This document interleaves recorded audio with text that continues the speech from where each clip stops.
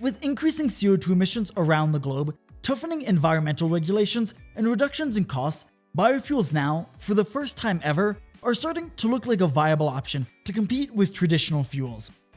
Without going into too many details and doxing myself, I actually work for a biofuel company out in California, and I thought I'd share my perspective on the industry, where it's going, and what the biggest hurdles are.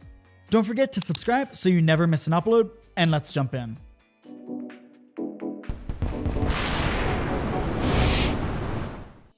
Probably the biggest misconception about biofuels I see here on YouTube is that one day we'll be taking the scraps from our plates after dinner and sending those off to some collection facility where they'll get turned into biofuel. Or better yet, we'll have machines in our homes that can convert the waste to fuel right there in our garage. While that would be amazing for the biofuel industry, it's a crazy pipe dream and nowhere close to reality. Practically all commercial biofuel in the US is produced directly from farming crops like corn, soybeans, and sugarcane. Another thing people don't realize is that, at least right now, the biofuel industry is mainly geared towards biodiesel and not biogasoline. That means that in the near term, we'll start seeing trucks, buses, and farm equipment making the transition to biofuels, but we'll have to wait a bit longer before people start putting it in their personal cars. Before we get into the economics of it all, what exactly are biofuels and how do they work? A biofuel is simply any fuel derived from biomass, or something that was once alive. Both biofuel and normal fuel produce emissions, mainly CO2, but also other greenhouse gases like hydrocarbons and NOx. Since biofuels are made from crops, they take up CO2 as they grow, and when they're burned in an engine, that CO2 is released back into the atmosphere. So there's no net carbon emissions. But normal fuel is made from petroleum, whose carbon has been trapped underground for millions of years. So when petroleum burns, new CO2 is added to the atmosphere.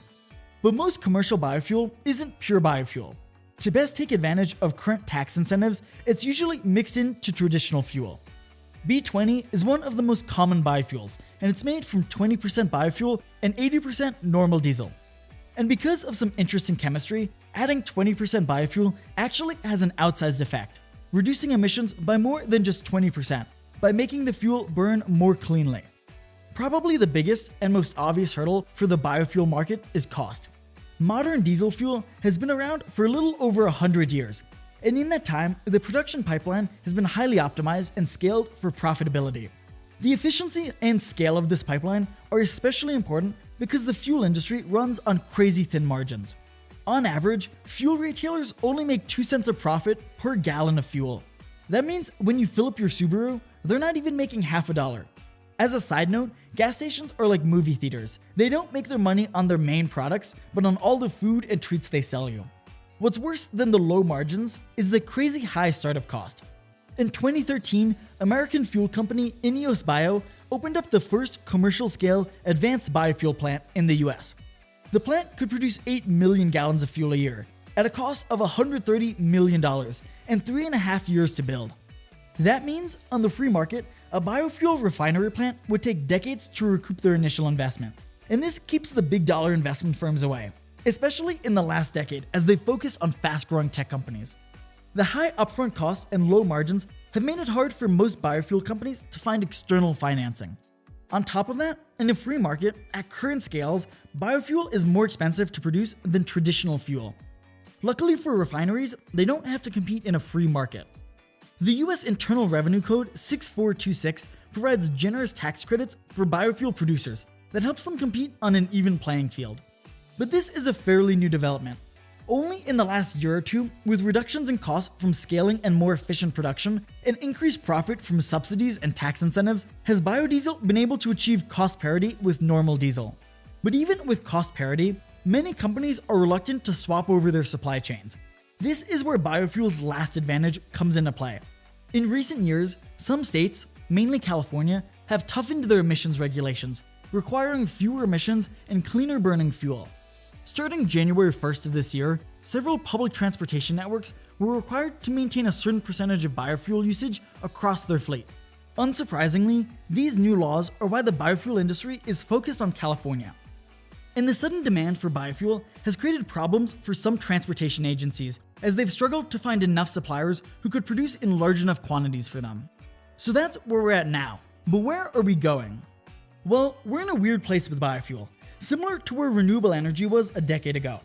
Because production is so low compared to traditional diesel, biofuel production won't be profitable for a while without government intervention and tax credits, especially because the upfront costs for opening these fuel plants can be tens or even hundreds of millions of dollars.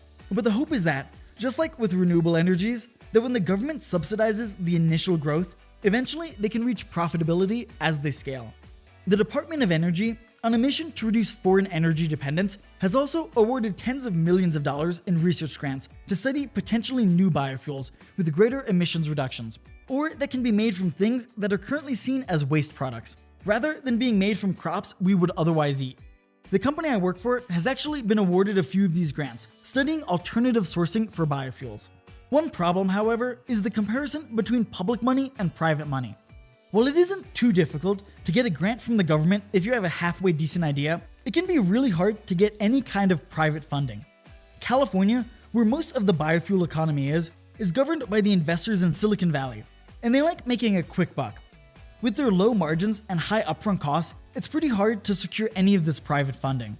This is why you see stories like, "Is algae the future of biofuels?" Because some startup will do some interesting work showing that algae can make a really good biofuel. But the idea never materializes because the company can't raise enough capital to go into large-scale production.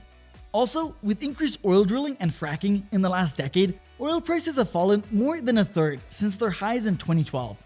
And as the price of fuel comes down, the margin on biofuels shrinks with it.